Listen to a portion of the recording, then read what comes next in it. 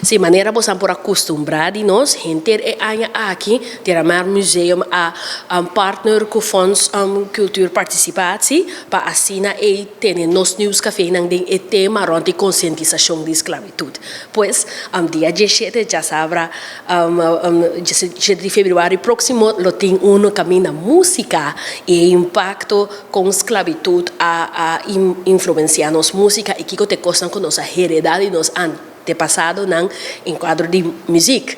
Então, esse também vira hobby interessante, porque nós temos dois oradores, que é o senhor Arthur Seeley, e o senhor Boy Yanga, que é conhecido histórico músico. Então, na final de sei, nós estamos com bom ambiente também, caminha toca e diferente ritmo e diferente instrumento que tabini fora de gerência aqui.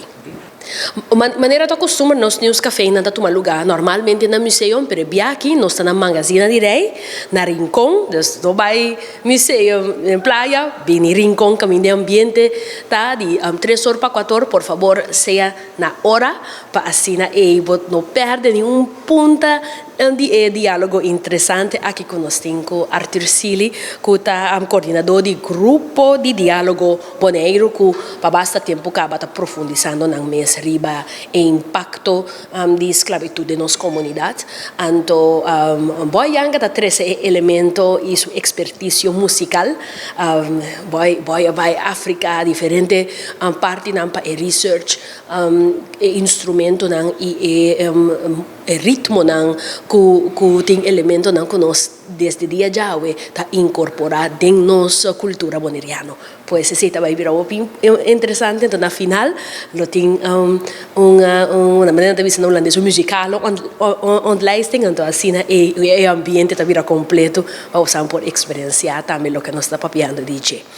Se você participar, você tem que registrar na nossa e-mail que está terramarmuseum@gmail.com, pero também pode chamar na 701-4700.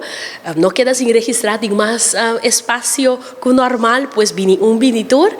Nós lo temos News Café aqui no papiamento. Naturalmente, se tem gente que nos ajuda aqui, já não está assim, pero nós está papiamento para tu rende por expressar na mesa abertamente.